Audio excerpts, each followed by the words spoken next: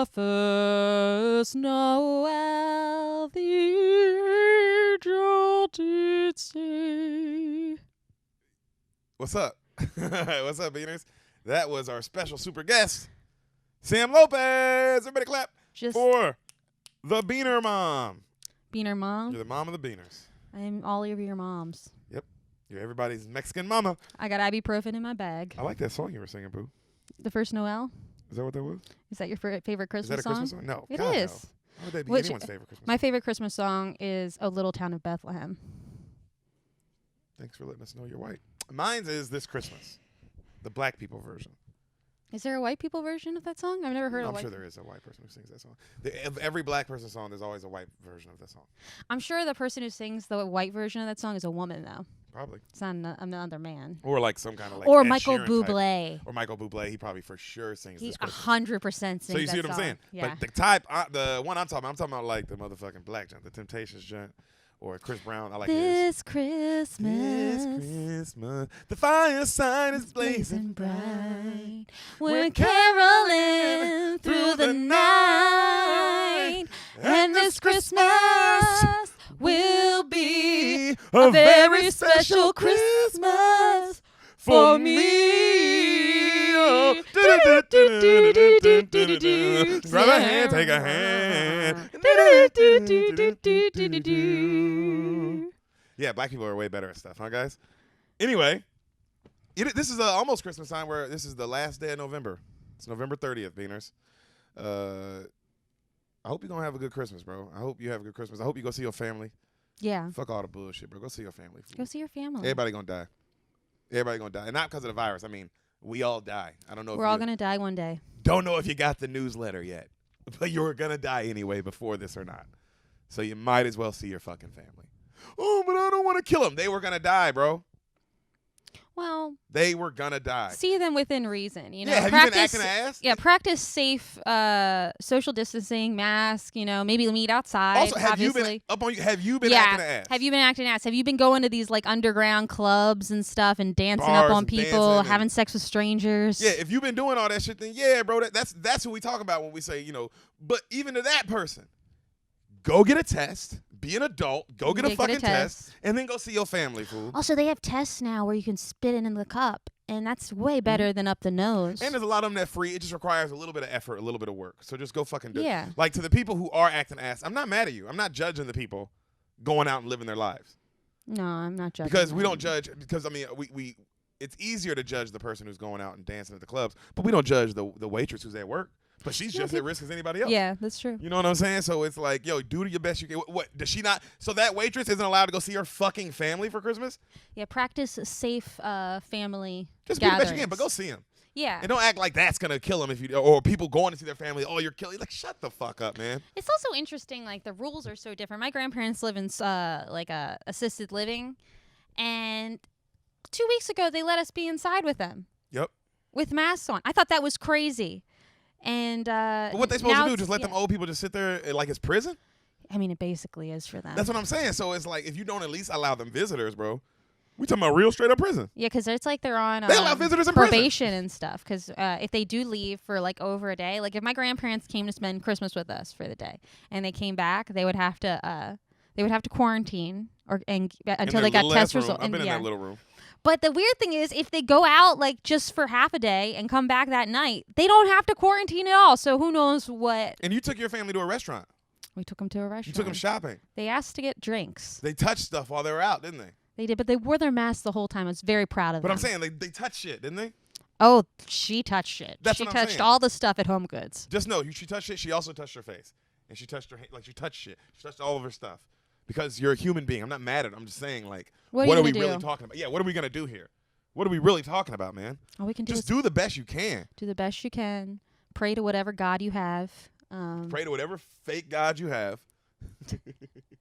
You're God. Pray to yourself. That's why I don't like when people get mad at Kanye West when he would always be like, I'm God. You know what I mean? I am a God. And people are like, oh, that cocky nigger or whatever they would say about him. Yeah, that's so messed up. And it's like, bro, you are God. What do you think this is? We are all God. We're all God. We're all just atoms in a giant other being. Because that makes just as much sense as you, whoever's listening, going, no, there's a God who creates everything. He just happens to kind of look like me. And he likes America the most. Like, okay, you fucking dummy. You know what I'm saying? Because it's crazy to be like, oh, God. It's like, bro, what if what if the Muslim dude did this? What if Allah did this? What if God is in a turban and he planned 9/11? It's possible. I definitely think God planned 9/11. Everything is in his hands. Yeah, and God needed that oil. Gotta get that oil. Gotta get that oil, bro. Gotta get that oil. God believes in capitalism for sure. Yeah. God is just whoever's the most rich, just so you know. That's probably true. And that's it. Or who has the most power. Who has the most power has the most money. And what poor people do to make themselves feel better is go, oh, well, there's this power. There's this all-powerful being above those people. Because it makes you feel better. Because it makes you sleep at night. And that's what it is. It makes you sleep better at night knowing, well, they don't run me. Yeah, it's not man-made that runs me. It's this higher power that controls it all. Nope. That higher power's name is Jeff Bezos. Yeah, that's probably true. He runs your ass. He does. And he runs it more than he did a year ago. Let's face it. We closed down all the businesses. The only thing really operating is Amazon. It's like the virus was made for him. I'm not pointing any fingers, but hey, who benefited the most from this? Yep. God used to be Genghis Khan. God used to be Napoleon. Bro, it used to be Alexander the Great. You know what I'm saying? Mm-hmm. I don't know if y'all get this, bro. It's just like, it is what it is, fool. I don't know. It's like the older you get, I don't know how. I guess the internet, bro. The internet is like, man, that shit fuck you up. Because I don't know how old people still believe in shit like that. Like, you don't read it. Just read some shit, bro. And just read some shit. And I'm not talking about like, oh, some shit I found, some deep shit I found on the internet. I'm talking about just like some shit about Catholicism and then read some shit about the Quran and then read some shit about Buddhism. Mm-hmm. You know what I'm saying? The Tao. And then like see families who are just like, going to church. They live in Iraq and they go to pray to Allah. And they're just like you, bro. They got a 9 to 5, nigga. Mm-hmm. You know what I'm saying? They don't go to heaven. Like, what are we really talking about here? Are they bad because they're not praying to your God? Also, is there a different heaven for them? I think it's really messed up that we assume like, oh, like Allah is bad because the people who... Because there's a bad section of them. Well, no. Well, also, it's like we experience terrorism from the Middle East. Most of the people in the Middle East are Muslim, I would assume. What do you think they think about us? Like, they experience bombing and stuff from Americans. We're, quote unquote, a Christian country. What do they think about the Christian God? Yeah. There. Like, have you done that ever? Obama drone bombed everybody. Trump said out loud racist shit. Obama was cooled in the fan. Who's cooler than Barack Obama besides, like, Wiz Khalifa? Snoop. True, Snoop. You know what I'm saying? It's only a couple. It's only a couple niggas even close to being that cool of a human being. But did he not drone fuck up families? Drone strike families? Oh, but those are bad soldiers. No, nigga, they soldiers, fool. It'd be just like our soldiers getting drone strike. That's what people don't understand. It's like you just want to. You're stupid. You're supposed to like in Christianity, we have, like love one another, love each other as you would love yourself, or do to one another as you would do to yourself. But we don't even follow that. Nah. Christian country, bro. The country's built. I hate when people say that shit. God bless America and all that shit. It's like, shut the fuck up, man. Just be thankful you live here. Be like, bro, I'm lucky to live here. You're very lucky. That's it. That's as far as it goes. You were lucky you were born here. And that's it. You ain't special, nigga. The country ain't special, nigga. None of that shit, fool. Because you saying that special means other places aren't special. And how come you weren't born there? Oh, you're special. Shut the fuck. Like, I don't get this shit. Yeah, it doesn't make any sense. Doesn't make any sense, fool. That shit don't make no sense to have all that American pride. But relax, nigga. You were just born, fool. You were just born, nigga. That's all you were. And then, hey, if you are going to have that American pride, cool. But don't get mad at a nigga for having the same pride in China for his country. He's the same as you stupid fuck. You know what I'm saying? The people who work for ISIS are the same as these dumbass niggas who don't want gay people to get married and go around like fucking up gays and shit like that, or fucking up black people. Like, bro, it's the same shit. There's bad sections of everything. Mm-hmm. Everything, That's what I don't understand. We're supposed to love everyone. Got to. As the Buddha loves everyone. Got to try. Here, Sam, before we get started on this episode, you want to pay the bills real quick? Yeah, let's pay them bills. Let's pay the bills. Do you have Instagram? Do you follow people? I do. I do both those things. Do you like football? That's like my favorite thing, and you know that. Oh, my gosh. All right. You got to check out Darren Bates' Instagram. Darren Bates? Who's that? Darren Bates, he plays for the Titans. Whoa. I was going to say the Teen Titans. He plays for the Titans, the football team. Pretty close to Tennessee, actually. And I'm not positive they didn't steal the name from Teen Titans. So look into that, Tennessee fans. But go ahead. Keep going with your I love this. He plays for the Titans. He's a father. You know his Instagram handle? His Instagram is Wesleyan Son _ 56.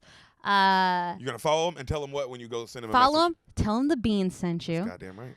Follow his podcast, The Raw Room. Listen to the podcast. Raw Room. The Raw Room go hard. Raw Room does go hard. They have great guests. It's a great podcast. I've been a guest on that podcast myself. Derek's it's been fun. on it. I'm going to be a guest on it soon here coming up in December.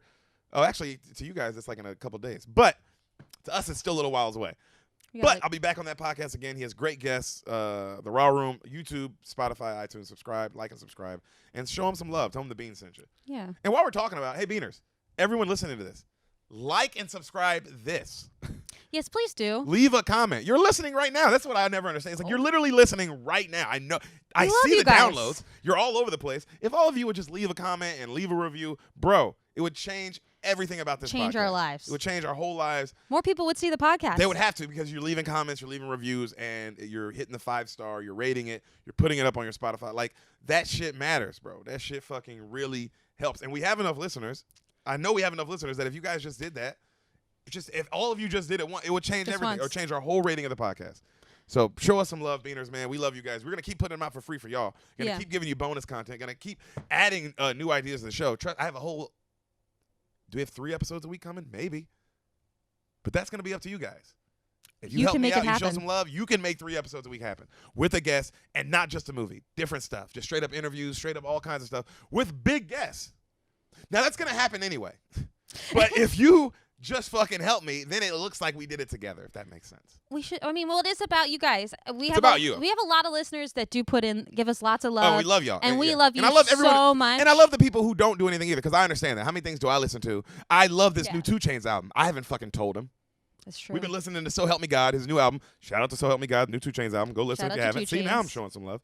But before this moment, I didn't what did you do? Did you send him a nice DM, or did you leave a review on iTunes and like, hey, this album's awesome? I listen to it a lot on Spotify, so I think that would help his. And I'm assuming that's what people do for us. They're like, well, listen, what else can I do? Hey, I'm asking you to go the extra step because I'm not 2 Chainz. We are not 2 Chainz. The moment you we have 0 chains. The moment you see us getting that 85 South show love, then yeah, you don't have to do as much. I'm still going to ask you. And actually, you know what? I need you to do it then too, because never stop. But you get my point. We're sensitive. We're sensitive. Help us get there. And help us get there. We want to make the podcast bigger. I just want to make it bigger for you guys. I want to be able to do more things. I want to be able to do live shows when those come back. You know what I'm saying? So just, but you guys listen, and we do appreciate it. We love you. But yeah, just, I know how many people download. I get to see the numbers. Fucking hit me with that 5-star review. Come on, Beaners. Support Deric. And go show Darren Bates some love. And And that was and review Raw Room Rods. Raw Room. Interview Rods. Big old dicks. That's what Sam's mind. That's what's on her mind. We know where her head is at. You know what I think about. God, woman, I'm going to marry you. All right. Behave yourself. Cannot. Sam, you want to do me a favor real quick? What do you need? Before we start the episode. What you got going on? What are you looking at my shoes for? I was just checking to make sure we're recording. Are we recording? Yeah, you know. Sometimes we fuck up. Sometimes we fuck up. As you guys know. But Sam. Yes. I'm really excited for this movie. It's one of my favorite movies ever. Well, I'm excited. Can you tell me really quick before we start one of my favorite movies of all time? I saw this movie when I was young. My dad showed it to me, and it stuck. Can you tell me what happens, or at least what you think happens, in the film you have never seen? The Professional. Okay. This is the one with Baby Portman, Baby Natalie. So I think this is it. So he's a spy. There's an old Italian guy. He's a spy. And then he has a daughter, maybe, who's Natalie Portman. There's an old Italian man, and he comes over. And actually, let's make him Jewish because Natalie's Jewish. There's an old Israeli man that comes to America to kill people. And maybe his wife just died, so he has to take his young daughter, Natalie Portman, with him to America on all of his killing spree. I'm saying, when you snipe people? Like, that's a cooler movie. Yeah, what's when you you just kill specific people though? When you take them out, You're a hitman. He's a hitman. So he's taking his daughter with him on all the hits, and it brings them closer together. And there's a point after where the death of the mother. After the death of the mother, the daughter hates him originally. She's like, I hate you, Dad. She blames him for the death? I blame you for Mom's death. I would get that. I would assume you were involved. I know you're a hitman and you kill people. You're a bad person. But then she falls in love with killing people, and that brings them really close together. And in the end, the student becomes the master, and she does everything her dad does. And then, like, maybe he dies of cancer. And he's like, I'm really proud of you. And she's like, thanks, Dad. And then she kills someone else. Maybe she kills him because, like, to put him out of his misery. Oh, a $1 million baby situation. Oh yeah, just kind of like that, but like that, where it's an intense scene. Like she has to kill him. It's not she does not want to kill him. She does not. She's crying the whole time. She's like, Dad, I don't want to. This is the best thing to do. I don't want to do this. Or maybe he asked her to do it. He has her do it because of whatever the situation is. That's actually a pretty cool movie. Yeah, that's a good movie. That did not happen. That didn't happen. No, I like your movie. That was a good job. All right. You did a good job making up a movie right there, boo boo. Thank you. Sometimes you struggle with that part, but you're getting better at it. I've been working on it. I practice. You practice, really? Yeah, I just look up random movies that I've never seen and go, what happened? Yeah, what would happen in this movie? So that I can, bring that to the podcast. You're the best. I'm doing my best. You do a good job. Well, that wasn't the movie. You want to hear the actual movie? Yeah, sure. I'd love to hear the actual movie. Credits roll. Beaners are excited. I can feel you guys through the fucking audio right now. Your excitement, because I'm excited. This is one of the best movies ever. As you know, this movie's fucking awesome. Credits roll. We see a city. Outline of a city.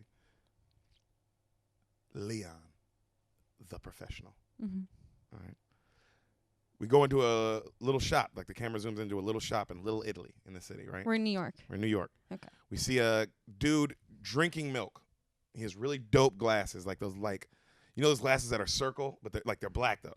Yes. But they're like this, like they're and then the little, like, you know what I mean? They're just like that. Like poets who do slam poetry. Yes, those kind of cool. But they look, he has that, and he has like a little skull cap on. Yeah. You know what I'm saying? Like Spike Lee would wear these glasses. Yes. Can't see him really though. And he's talking to like this mob boss looking Italian guy, like a fat kind of like Tony Soprano looking motherfucker. And he gives our boy with the glasses a picture. And he goes, "You free Tuesday?" And he goes, "Yeah." And then the guy goes, "All right." And then we see who the fat dude is in this picture, right?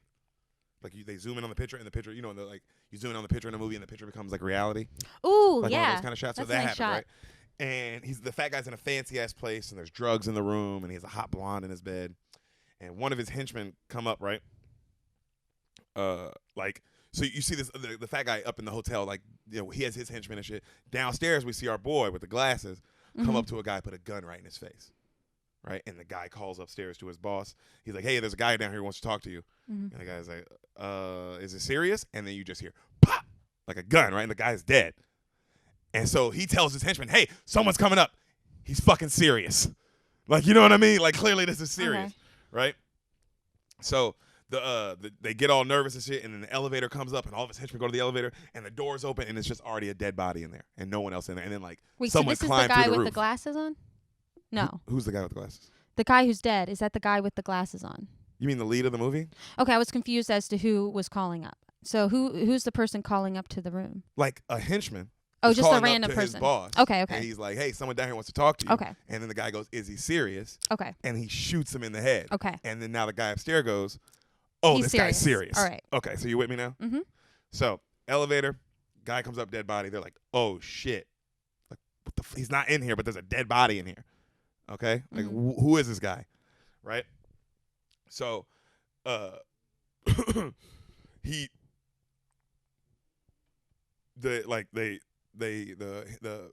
mob boss guy who was in the picture is like, "Hey, I need a car out back. I don't know who's fucking coming for me, but somebody's coming for me." All the henchmen kind of surround him and shit. The nigga, our boy with the glasses, is sliding through like the vents. Whoa. He's a badass. Yeah. All right.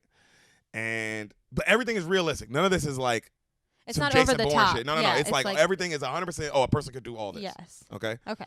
So I just want you so you can see it. It's like shot very gritty and it's very real. It's also a foreign film. Really? Yeah. Okay. So it's extremely artistic. The music, everything, all the shot, everything's really artistically done. Okay. So So like the dude, he comes down, right, and he throws one, like he comes down off the vents and throws one guy off the stairs, and then he comes down through the room, and like his boys, like you see the guy's henchmen, they all kind of go outside looking for him because they hear something outside on the balcony, and then the balcony door, like there's a door that shuts, and you just hear gunshots on the other side. So now the big boss, who's in the picture, is by himself in the room, and he hears gunshots, like, and he's like, hey, hey, hey, because he just hears, and then he's looking and it's quiet, and now he's scared as shit. He's by himself, and then you just see the cool glasses come through one of the bullet holes like this. Like you see the shot like of him looking in, and that's all you see, right? And then the guy is just like, just unloads on the door. And then he goes and he gets 2 more guns, right? And he's standing in a corner, like in a dark corner, and he's like all nervous. And then behind him, you see out of the dark a hand. Like you see, he doesn't see it, but you see a hand with a knife. And it just goes right on his neck. Whoa. And he drops his guns. Right? And then he goes, you hear a voice, dial this number, right?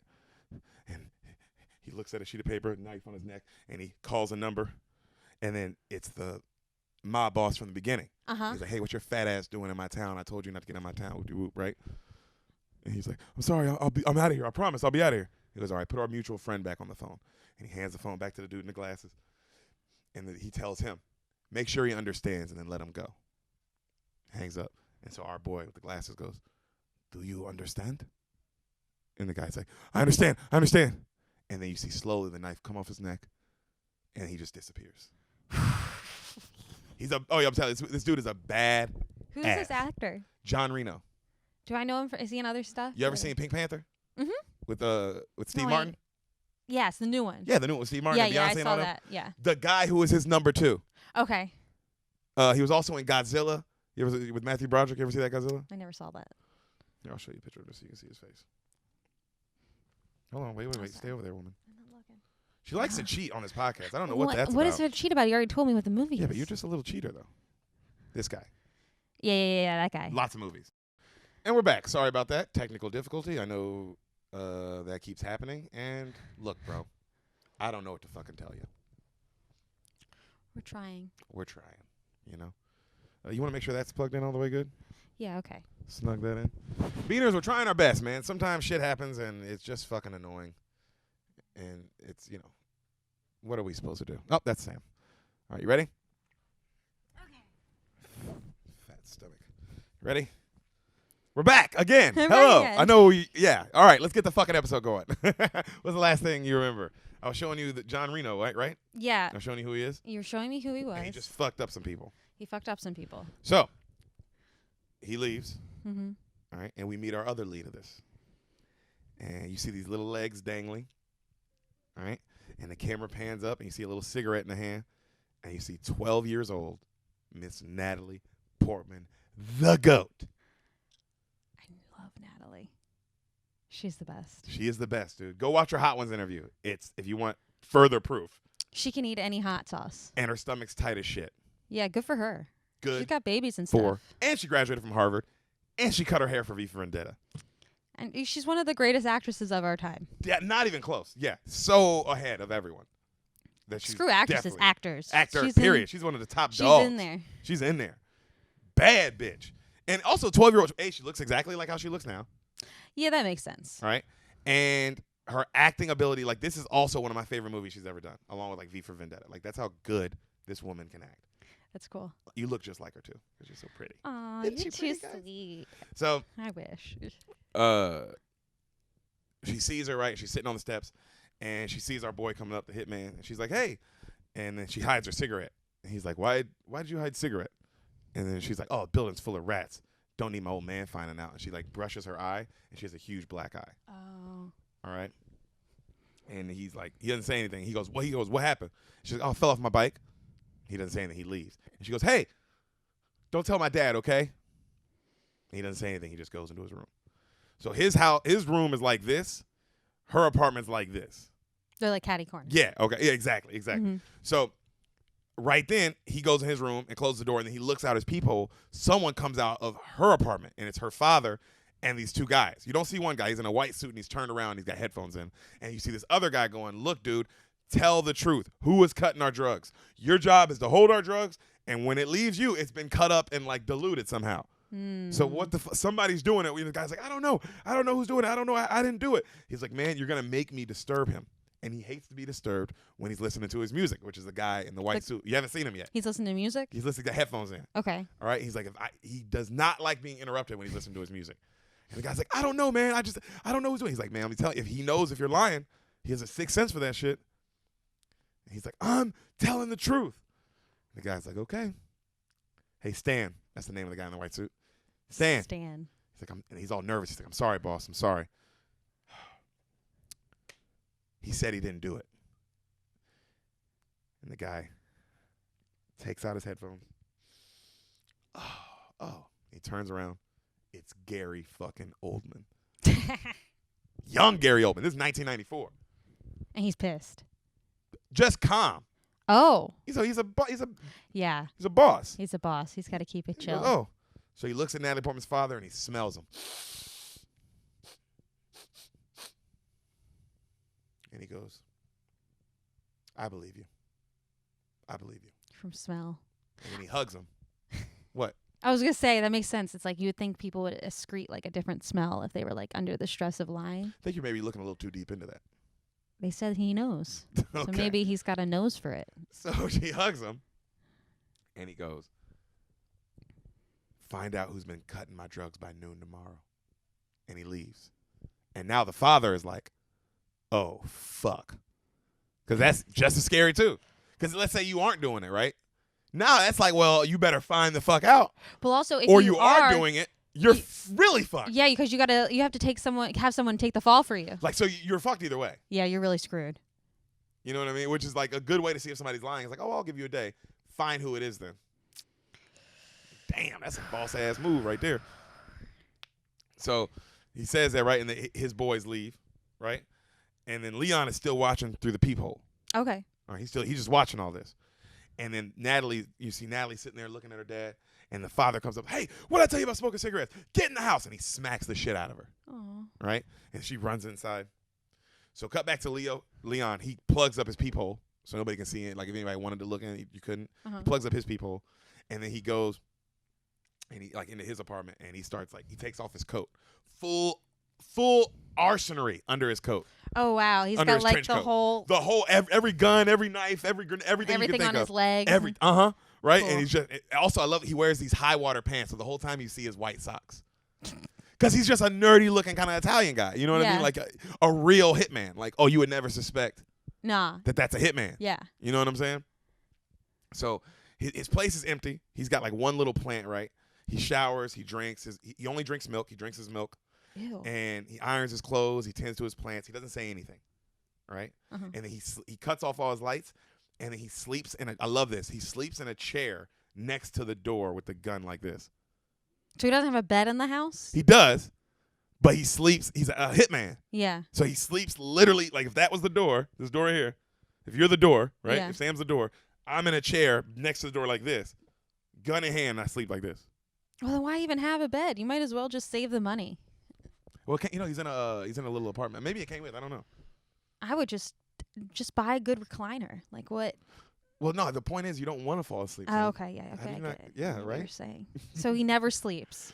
Or he never like gets. I'll say that he sleeps. He's a human, but he never gets into that full REM. If anything happens, he's gonna wake up. Yeah. You know what I'm saying? Which I guess as a hitman is very handy. You probably don't want to sleep too hard. You probably don't want to sleep too hard. So, the next morning, right? Natalie Portman's father wakes up, right? And he wakes up and he's all nervous, and it's like already like 10:30, 11 o'clock. Mm-hmm. You know what I'm saying? And bless you. Thank you. You see Leon waking up in his place, and he wakes up, drinks some milk. First thing he does, he straps his legs in and just starts doing crunches for like an hour. On one of those upside down things? Huh? No. Like, so he has his bed, right? Mm-hmm. And he has these belts on his bed, and he straps his legs on the bed because he's, like. So that's what he uses his bed for. Yes, literally, and then he just does crunches. Nice. For hours. Nonstop. And he's like rock hard abs. Do they show him? No. He looks like a regular guy. Okay. He looks like that guy, Gene Reno, the actor I just showed you. Yeah, but I don't know if he's not wearing a shirt during this part of the movie. No. Wearing a shirt. Okay. This isn't about like how sexy he looks. It's more like oh, this dude's strong. The utility of his body. Yes. What he can do with it. Mm-hmm. You know what I'm saying? So he, you see him working out. Natalie Portman, she has an older sister, and she's arguing with her older sister. Her older sister's mean to him. She has a little brother. She loves her little brother. He's like 4. She's like really close with him. She has a mom who's dressed like a whore and is really mean to her as well. Like all her family's kind of mean to her except the little brother. Okay. And you see like her sister at one point, like they get into an argument. Her older sister beats her up. What kind of New Yorkers are her family? Like, are they the parents? Do they have accents like they're from somewhere else? No, or they're from New York. Okay, yeah, everybody's from New York. So, she gets her sister beats her up. They're kind of mean to her. So right then, she gets someone calls the house. Matilda answers. It's her school. Matilda's the name of the girl. Yes, Natalie Portman. We don't know yet, but that's her name. All right. So Natalie Portman, she answers the phone, and they're like, "Hey, we're looking. Is this the home of Matilda? We're trying to speak to her parents." And she's like, "This is her mother." Right? She deepens her voice, and then they go, "Hey, well, she's been ditching school the last 2 weeks. Like, we don't know what to do. Whoop. Like, she's going to like a private school too that they pay for." Huh. Yeah. Okay. Because the parents have money. I mean, they're involved in the drug game. Yeah, that's true. So they have money. Okay. They just live like in like kind of like in the kind of the slums, but also not really. You know what I mean? It's like hard to tell with New York because it's so expensive to live there either way. Exactly. But she's supposed to go to a good school, but she hasn't been in 2 weeks. She's been ditching. And then Matilda just goes, Matilda's dead, and she hangs up. Right? She tells in the school that she died. So you see Leon, at this point, he finally finishes working out. Like, that's how long he's just doing crunches. Wow. So he finishes, and then he walks by her place, and he hears, like, screaming and fighting, and he just, like, ignores it, and he leaves. He goes and he sees a movie. And this is, like, one of the only times in the movie you see him, like, he's, like, really happy. Aww. Like, he's watching this movie, and it's, like, a musical, and he's, like, just smiling like this. Like, right? So he comes home. Matilda's beat up even worse. Mm. What? Where you going? It's like the middle of the day. Like he's a matinee. There's no one It's not there. noon yet. Okay. Right? He comes home. Matilda's all beat up. Right? And he gives her his handkerchief. And she goes, "Is life always this hard? Or is it just when you're a kid?" Aww. And he goes, "Always like this." And then she's like, and then he goes to his room. Like, he doesn't say anything to her. And then she goes, "Hey, I'm going grocery shopping. I know you drink like 2% milk, right? You want some milk?" And he kind of smirks. And that's why he just kind of smirks. And he turns back around. And then she's like, all happy. And then she runs off. Okay? So it's almost noon now. Now it's like 11:58. We see Gary Oldman and his crew come up the stairs. Super strapped. Shotguns, everything. Got everything, right? You see the dude, our lead, Stan, Gary Oldman, he gets to the door. And he takes out a little tin can. And he goes, ch-ch-ch-ch. And he opens it up. Little green, yellow pills inside. And he takes one. This scene always, bro, I thought this was so fucking scary. And watching it now, like, man, this dude's like an act, bro. He takes one and he bites it. And he looks up and the camera's like above him and he's like, and he shivers, right? And then he's like whatever it is kicks in. We don't know what it is. We don't know what drug it is. Okay. But it's clearly like some kind of fucking real intense drug. Okay. Right? And then his eyes are all like glazed over now. And he goes, "I like these calm moments before the storm." Oh, God. This reminds me of Beethoven, And we see the family inside chilling. Leon hears something outside in the hallway, and he goes and looks at his peephole, and he sees what's going on. And he's just like, just because he knows something's about to happen. Yeah, right? Well. And then he goes, Gary Oldman looks at one of his henchmen, and he goes, "You like Beethoven?" And the guy goes, "No, sir." He goes, "Let me play you some." And he grabs his shotgun. Boom! Blows the door open. Walks in. The sister's running, right? Boom! Misses her once. She walks in, kicks a bathroom door open. The mom is in the bathtub. She's like, bam! Blows this bitch off in the bathtub. Like dead. He sees the daughter, the 16-year-old, her older sister. Bam! Blows her off. Right? Wow. He walks into the room where the dad is, and he's like, all scared. Mm-hmm. He goes, "What? Don't like Beethoven?" Bruh. That's horrifying. That's some hard shit because you're like, what the fuck? You're about to die and someone asks you if you don't like Beethoven? Right? You're like, what is he on? I didn't even know Beethoven was playing right now. Yeah, I didn't. What? Are you listening to the music? And so the dude, like, he does that, right? And then he looks at him. He goes, "We said noon. I got 1 minute past." You see Matilda at the store getting the milk. She pays for it. She's starting to come back up. The crew ransacks the apartment. He's like, hey, ransack the apartment. Find the stuff. You see the little brother is hiding under the bed, just watching all this happen. So right there, somebody goes, hey, check that mattress, which is the little boy's under. And the guy comes up, and he grabs a knife because he's going to cut it open. Yeah. And he fucking, and right when he does, like it's right by the little boy's head. And then somebody finds the drugs. And as somebody does that, you see the dad, he had a gun behind him. And he pulls it out, and he shoots Gary Oldman, but he hits him in the shoulder. The little boy comes from under his bed and just makes a run to the door, and you see one of the henchmen unload the Uzi. You don't see what he hits. You just see him. You see the dad also try to run out, and Gary Oldman puts like 4 in his back. Bow, bow, bow. And then he walks up on him. Bow, bow, bow, bow, bow, bow. Because his suit's bleeding. His arm's bleeding. And he goes to reload to shoot him some more, and one of his henchmen go, Stan, calm down. What are you doing? Calmly, he goes, he ruined my suit. Gary Oldman's a motherfucker, bro. That's the kind of stuff they always get mad at the mob bosses. It's not the drugs. It's the hair when you ruin my suit. Hair or the suit. Those are the two things. Yeah, the hair. Don't fuck with those two things on anybody in a movie. That's what I know. It's over. So Leon still watches through the peephole. Got his gun in his hand, but he's still watching. Like, what the fuck is going on? You see an old lady come outside like, leave that family alone. Like she's really old. And then wait, why would she do that? Yeah, Gary Oldman just shoots right next to her. Bam! Go back inside. And even his henchmen are like, bro, what the fuck is wrong with this guy? Like, he's crazy. Right then, Matilda comes back down the hallway. And she sees all these mobsters outside her door with guns. And she stays, bro, she stays. And she keeps walking. And as she walks by, she hears one of them go, oh, you killed this 4-year-old, man. And she's just like, and she looks in and she sees her whole family just dead. Right? And she goes straight past her door to Leon's door. And she's holding it together. And he's watching the whole time. Because he's looking at her, right? And the mob bosses are also looking at her like, where does she belong? Where does she belong? Knocks on the door, and you see her mouthing, please open the door. Please. She's just crying. Not turning, because they're right behind her. Please open the door. Please. That Leon's just like, because I don't want to get caught up in this. He's a hitman. He can't get caught up in shit. Like, that's his whole he's job. Supposed to be undercover. Yeah, and so it's like, and this is a lot to get caught up in. And please. And now all the henchmen are looking at this little girl because nobody's answering this door. And then finally Leon goes, and he opens it. And then you see her, because I love the point of view too. You don't see him open it. You just see like light. Face. You see her face and light hit her face, like a door, And she just goes, and she walks in. He closes it behind her. Right? Yeah.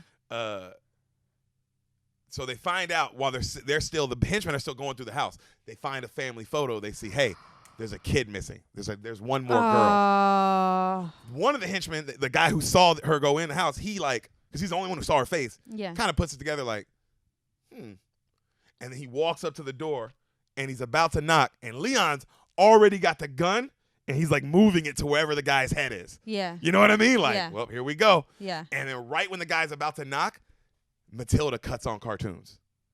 And you're like, bah, bah, bah. And Leon turns around all scared. He points the gun at her. And she's just watching cartoons. Of course, she's just fucked up, obviously. Yeah. And the guy who's about to knock kind of goes, what am I? You know what I mean? Yeah. Like, oh, it's just his daughter watching cartoons. Like, whatever. And he turns around and he thinks nothing of it. All right? So right then, you hear the cops, woo, like all outside, because of course all these gunshots. Oh yeah. Also, that old lady went back in her house. They didn't kill her. She definitely called the cops. And then one of the henchmen goes up to Gary Oldman and goes, hey, what should we tell him? The cops are here. He looks at him. He goes, tell them we were doing our job. They're cops. What? Plot twist, bro. What? They're cops? They're cops. All of them. And they're like okay with killing children? Oh yeah. Drug game. We're literally watching Ozarks. If we've learned anything, children are up for the game.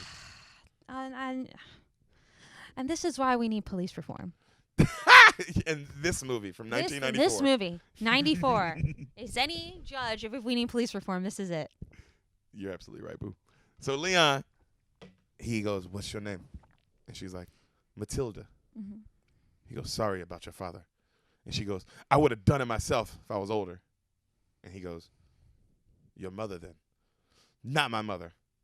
Oh. You know what I mean? Mm-hmm. My mother died. That's just my stepmom or whatever. Yeah. Like, fuck her. I never liked her either.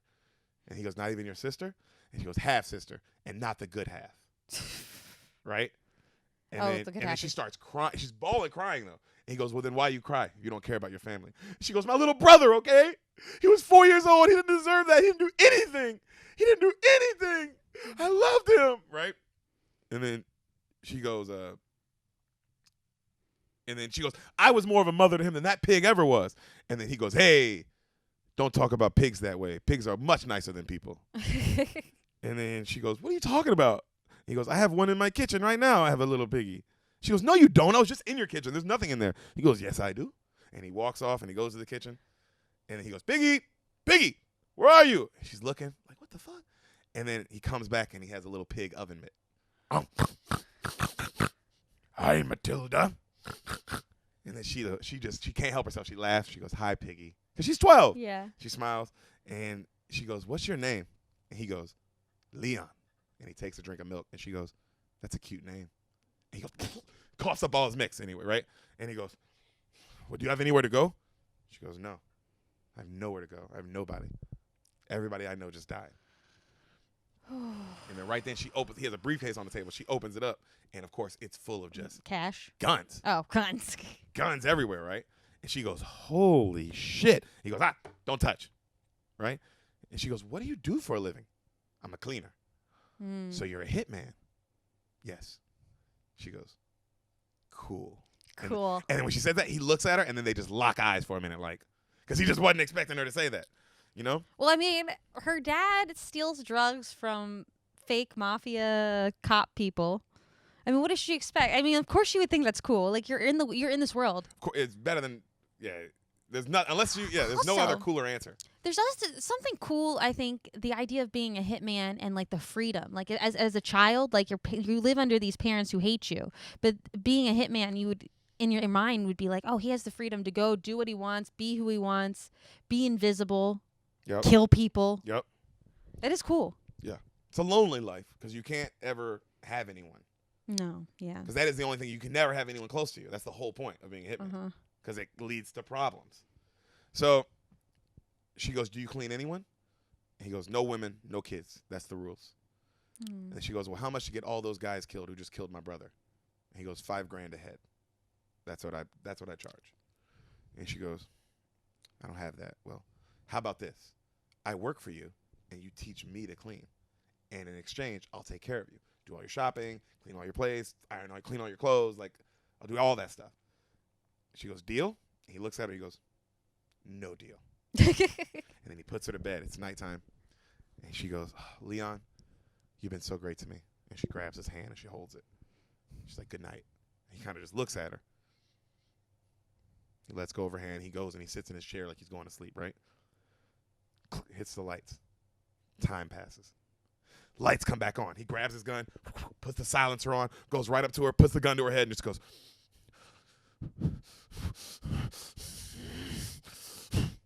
Pulls it away. She's still asleep during this? Mm-hmm. Huh. And then he walks out the room. Why did he want to do that? Get rid of his problem. This is a problem. This is a problem. But he said he doesn't kill kids. He doesn't, but he knows that they're looking for this girl. Like, you know what I mean? Like, yeah. He's not an idiot. He knows that, like, yo, this is a problem. This is a problem. They're looking for her. So, the next morning, he's like, you see him waking up and he's doing his abs. Like, she wakes up and he's already doing his abs. Mm-hmm. He's already working out on his abs, right? And then she goes, he goes, after breakfast, he looks at her, he goes, hi, Matilda, after breakfast, you leave. And she goes, where do you want me to go? And he goes, not my problem. And she goes, okay. And she makes a list. She writes all this shit down. And she goes, here, read this. And he goes, and then she goes, you can't read. And he goes, like, you can see he like, fuck it, I can't read. You know what I mean? Well, at least not English. Because he's Italian or whatever. He's Italian or French or something. Okay. So, and he goes, I can't, he goes, I can't read. I don't know what this is. And she goes, I want to be a cleaner. And he goes, well, here. He gives her a gun. He goes, that's my gift to you. Go clean. Like, leave. And then she's like, oh, come on, I can help you. He goes, I work alone. And then she's like, come on, please, I can help you. I know I can help you. He's like, why would you do this to me, Matilda? I saved your life yesterday, no? And then she goes, you did save my life. And that means you're responsible for it. You saved someone's life, that's on you. Mm-hmm. You know? She goes, she said, you throw me out now, it's like you never opened that door yesterday. And then he looks at her, and she goes, but you did open that door because you do want to help me.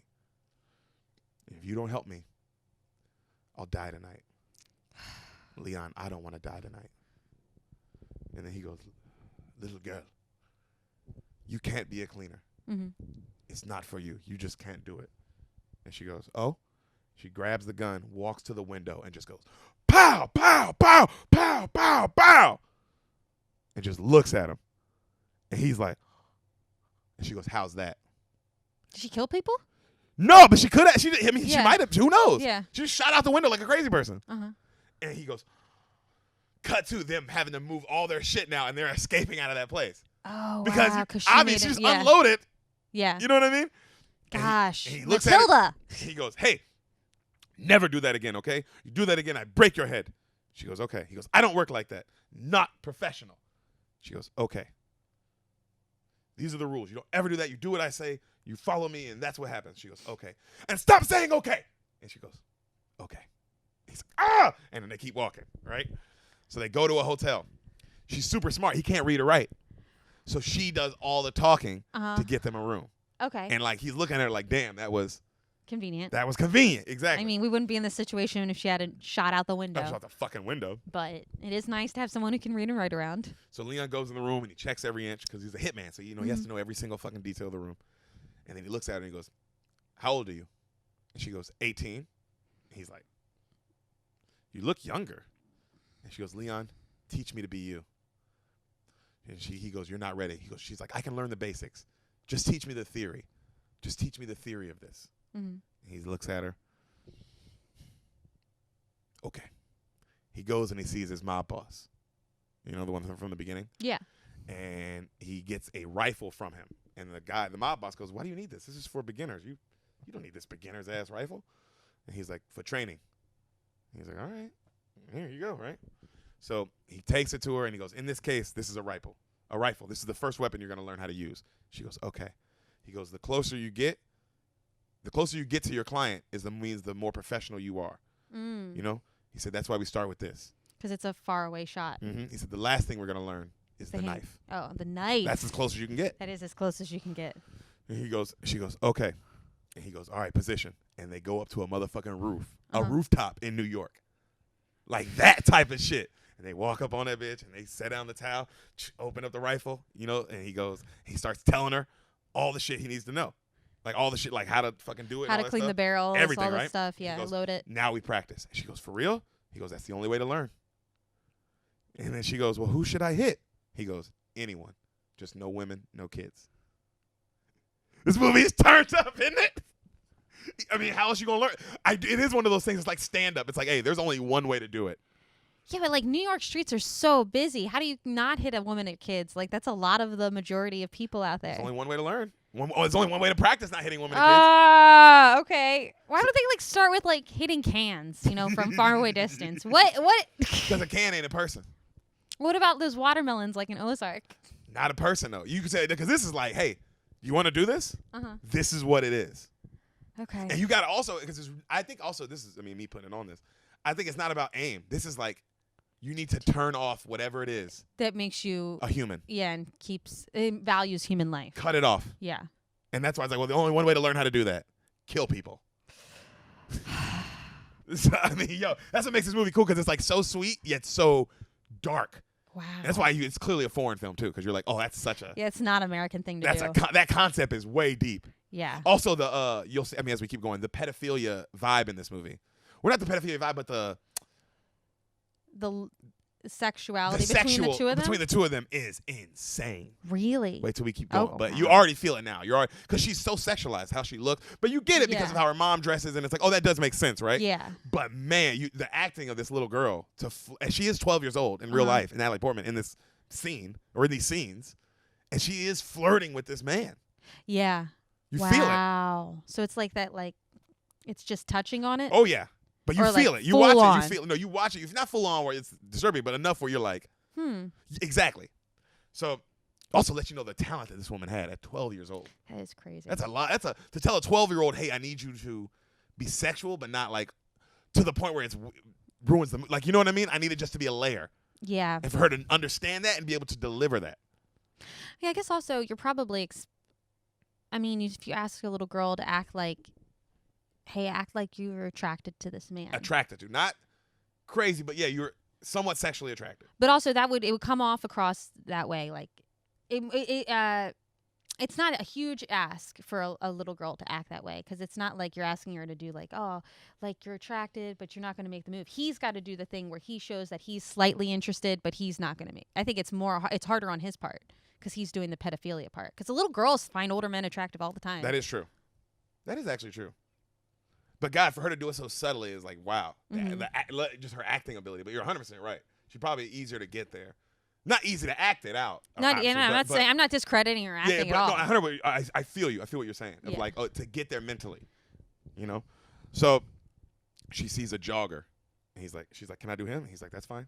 And he goes, keep calm, don't take your eyes off, breathe easy, pretend you're running with him, feel his next movement. And he goes, take a breath, hold it, now. Bam! And she hits him. It's a paintball gun. Oh, thank God. The guy's like, what the fuck? And then she goes, I hit him. Can we try with real bullets now? And he goes, not today. Let's pack up and go. Because obviously we got to move. You can't. Well, also, you're impressed that she got on her first try. First try. That's saying something. It is saying. It is some, also, they're on Django top shit. of a roof. Crazy shot. The wind, all that shit you have to take into account. You know? So he shows her how to unload bullets, load bullets, and then it's like kind of like time's passing. You see her cleaning the place for him, and she shops for him. Her little tits are out the whole movie. Like she's wearing a little white beater, but no bra. No bra. So her nipples are. And you're just like, do you see what I mean? Yeah, it's just like damn. I'm uncomfortable. And the director's focusing on this. Yeah, that's very foreign. Also, this director was a pedophile. His name's Luc Besson, and his wife, who he married to when she was 16, he met when she was 12, and the wife does an interview. This is outside of the movie. The wife does an interview about how this movie, when he wrote it, was based on how like their love story. Crazy, huh? What? Are they still together? Like after it came out that he was a pedophile? I mean, she knew. Well, yeah, I guess she knew. That's true. Yeah, she married him when she was 16. What do you mean? Wow, that's crazy. Wait, so how old is his wife when they make the movie? Is she an adult or is it? This was, I don't know. I didn't look at that. I just but I knew that this guy got in trouble for that shit. He was one. But in that's when you see this movie, you're like, oh yeah, this dude likes little girls. Wow. I get that. It's like, oh no, it's just foreign and artistic and deep. It's like, nah, nigga, you like little pussy. It's okay. It can be all those things, and you still like fucking little girls. Like that's what people don't forget. But then that guy would be like, but if she had her period, does that really mean she's a little girl? Like, who defines adulthood? Us. He would be one of those Everyone people. who's just going, she's 12. Everyone else going, you're gross. Yeah, she's 12. That's pretty gross. She's fucking 12, bro. I know it makes the movie better and all, because it does add a layer to it. Yeah. You're still gross. Yeah. That's on you. It's interesting that this is their love story. So was he like a hitman before he started making movies? The relationship between them. Oh, okay. Take out the action and everything that's going on. Just she's talking about the relationship between this 30-year-old man. Yeah. How old she was when she married him, and her Wow. 12-year-old self. Wow. When she met him. That's crazy. Yeah. I cannot even imagine. I can't imagine being in love with the same person I was in love with when I was 12. You could if a nigga manipulated you that way. Yeah, because you are like kind of under their thumb. Like, Yeah. You can. What do you it know, really you 12-year-old? puts you in this opportunity for like major gaslighting. Oh yeah. Yeah. Let's say it's not even like I can get you to worship me. Mm-hmm. You know? So time passes. She works out with it, like you see him doing his ab. Now she's doing the ab workout with him in the morning. She takes care of his plant, the one plant he keeps with him everywhere. She drinks milk. He makes her drink milk like him. She doesn't like that, but he makes her do it. Just a montage of this happening, and also she's teaching him to read and write throughout this montage. You see what I'm saying? Like they're building a nice bond. So one day she goes, Leon, all we do is work. We need a break, okay? I'm sick of this. This is all we do. She's like, let's play a game. And he goes, yes, play a game. And she's like, for real? And she runs. She's like, I'll be right back. And she dresses up like Madonna, and she starts singing, like a virgin, do it for the very first time. Okay, who am I? And he's like, I don't know. She goes, ah. And then she goes up and she dresses like Marilyn Monroe. Uh-huh. And she goes, happy birthday. See what I'm saying? How sexual everything is? Yeah. Mr. President. Who am I? I don't know. And then she dresses up like Charlie Chaplin. How does she have all these costumes on here? She's just making herself look like with the makeup. She's doing the makeup. And then like little things. Like little the way outfits. she wears her outfit. Uh-huh. Mm-hmm. And then he's like, I don't know. And then she goes, you do one. He goes, okay. And he comes out like a guy in a Western. And he's like, okay, Pilgrim. She's like, Clint Eastwood. John Wayne. And she's like, oh. And then they both kind of laugh, right? Uh-huh. Very sweet. And so you see him taking care of his plant the next day. And she goes, you love that plant, huh? My best friend. He's always happy. And he never asks questions. And then she goes, well, if you love it so much, why don't you plant it in the parks to let the roots grow and it can really grow? And then he goes, maybe. Like he's never thought about it. Yeah. And then she goes, well, you know what? You should stop worrying about that plant so much, and you should worry about watering me if you want me to grow. And he goes, you're right. And he turns and he starts spraying her with the water bottle. And she's like, Leon! And they run around the apartment, and then he's like dying laughing. She's laughing. And it's like, you see, he's like really happy. Yeah. He's like genuinely, like the acting is like, wow, you can see it on him. You know, like he's happy, you know? So he goes and he sees his boss the next day, and he brings Matilda. Interesting. He lets her stay outside. She didn't come in the building, but she's outside. Okay. All right? And then he goes, where you been? The boss to Leon, where you been? And he's like, training. Training. He's like, training's good. You know, training doesn't pay as good as working, though. You know that, right? He's like, yes, sir. And he goes, hey, boss, all that money that I make, that you keep for me. He's like, yeah, what about it? He goes, well, I've been working for a long time, and I've never, ever done anything with any of that money. I've never touched it. So I thought maybe, you know, someday, if it's okay, I could use it. And the boss. What? He doesn't have any of the money for any of his hits? Yo, this boss is just using him. Okay, sorry. I didn't mean to. It's okay. I know you're allowed to talk to him. I'm like, whoa. Yep. Okay. And he goes, hey. He goes, did you meet a woman? Like, sounds like a woman's got in your ear, like saying that you want this money and stuff and all that. And he goes, Leon, you got to be careful with women. Remember, I found you. I'm the one who found you when you got to this country. I'm the one who took care of you. Never forget that, Leon. Mm. And he goes, I don't forget that. He goes, but about my money, maybe I could give a little to someone. Is that okay? You know, just to help. And the guy goes, hey, it's your money, man. I'm just holding it. You know, I'm like a bank. Except, you know, I'm better than a bank because banks get knocked off. You know, old Tony ain't getting knocked off. You know that. He's like, I know. He goes, well, it's your money. Whenever you need it, you just ask. And he goes, here's $1,000 for now. How much money do you think he has? I don't know. He's been doing hits for him since he was 19, though. Whoa. He's definitely in his 30s at this point. Okay. So that's a lot of money. He's made this man. So the guy goes, now business. I'll be right back. And he goes to get Tony like the next hit that he wants him to do, right? And while Leon's waiting, he looks outside and he sees another little boy talking to Matilda, and he gives her like Matilda a cigarette. And he sees that and he goes, he storms outside and he goes, get out of here, like to the guy, right? And he grabs her and goes, hey, you can't talk to strangers on the street. You can't do that. And then she goes, what's a big fucking deal? I was just getting a cigarette butt. And he goes, no more cursing. You talk nice from now on. And she goes, okay. And he grabs a cigarette and he says, and stop smoking. Bad for you. Throws it. She goes, okay. He goes, I'll be out in 5 minutes. She's like, okay. He's like, you stand where I can see you. And she goes, okay. And he goes back inside and she's smiling big. Cut to the next scene. She lays in bed and she goes, Leon, I'm falling in love with you. Oh my gosh. This movie's fucking. That's what I'm saying. The acting is insane. You know, where she gets to. Oh my gosh. It's pretty insane. Wow. This little girl's got chops. Yeah. And then he goes, what? Like he spits up his milk again. Like, what? Mm-hmm. And she goes, I feel it. It's my first ever time. And then Leon goes, if it's your first time, how do you know you're in love? And she goes, it's in my stomach. It's all warm. It used to be all knots. And then she goes, but now the knots are gone. He goes, I have to go. And he straps up and he leaves. Mm-hmm. And when he leaves, he stops and he's like, you know, no talking, but you just see like the acting is just, and Matilda's clearly like, this shit is fucking him up. Yeah. You just had a child tell you that they're falling in love with you, and you don't know how to handle it because you're into her too. Yeah, in a weird way. You don't. but you're into her in this fatherly way. When you see him, it's clearly fatherly. But he just doesn't know. It's complicated. He just doesn't know. He's like, what is happening? Oh, gosh. So he's also an extremely quiet man. Yeah. Who doesn't like people or talk to people. Well, also, so like, how many relationships has he really had? He's been a hitman since he was 19. So this is a lot. Uh-huh. So, and it's just a kid. You know what I'm saying? So, you see Matilda go downstairs and she's hanging out with the bellhop, the guy that she got, not the bell, but the guy behind the hotel desk that, they talk to get in. That she's the one who, like, said all the lies to get them in, right? Mm-hmm. And she goes, hey, how's it going? She's like, oh, fine. She goes, he's like, hey, I'm curious. What does your father do for a living? And she goes, oh, well, first off, he's not my father. And the guy goes, really? And she goes, he's my lover. And the bellhop's like, what? Matilda, you're going to get yourself in trouble, dude. And then she goes, bye. And she leaves all smiling, all happy. Because she loves him. Yeah. And then she goes back to her old apartment. What? Why?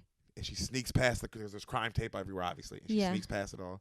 She goes in, and she gets her doll. She has a little bunny that she wants. And then she goes under one of the floorboards and gets a thing of money out, like where her father hid all the money. Oh, wow. We're talking about a stack, like $100s like this, mm-hmm. right? And she grabs it, and then right then you hear footsteps coming in. She hides. And you see Gary Oldman walking with other cops, like FBI motherfucking, like looking motherfuckers. And they're questioning Gary Oldman on what happened here. Yeah. And he was like, look, the guy was here. I shot him. End of story. And the other cops are like, but what about the kids? If you came in first, you'd have seen that there were kids. Why did the kids get hit? Did you not see them? And then Gary Oldman goes, I lost a man. Because one of his guys died during that raid. Okay. Like when the father was shooting at Gary Oldman, he shot him and he killed another one of his henchmen. Yeah. And he goes, and I don't have time for this Mickey Mouse bullshit. You want to talk to me? Come at my office. He's like, like room 406, and he says the street out loud. So she knows. She hears it. Okay. And he leaves. So she waits till they all leave, and then she follows them out, and then she gets in a taxi, and she's like, follow that car. And she gives the guy $100, and the guy's like, okay. Really? And she's like, shut the fuck up and go. You know what I mean? He's like, oh, shit. And she follows him, and then he takes her, and he works in the DEA office. He's a DEA agent. But now she knows where he's at. Mm-hmm. All right? So she goes back to the hotel. Leon comes home. He's got like some blood dripping off his hand. And then he goes, hey, Matilda. He's all excited. Matilda, I have a present for you. And he sets it down, and she's just sitting there thinking. She's all mad. He goes, you want to open it? She doesn't say anything. He goes, okay, I open it. And he's all excited. He opens it up. And then he goes, and it's like a pink dress. Oh. You know? Yeah. And he's like, do you like it? And then right then, do. And he's like, and he goes to the door. It's the dude from the hotel. Sir, we need to have a little talk. Cut to they're moving all their shit out again. He's just looking at Matilda like, what? God damn it. You keep making me have to move. Yeah. You know what I mean?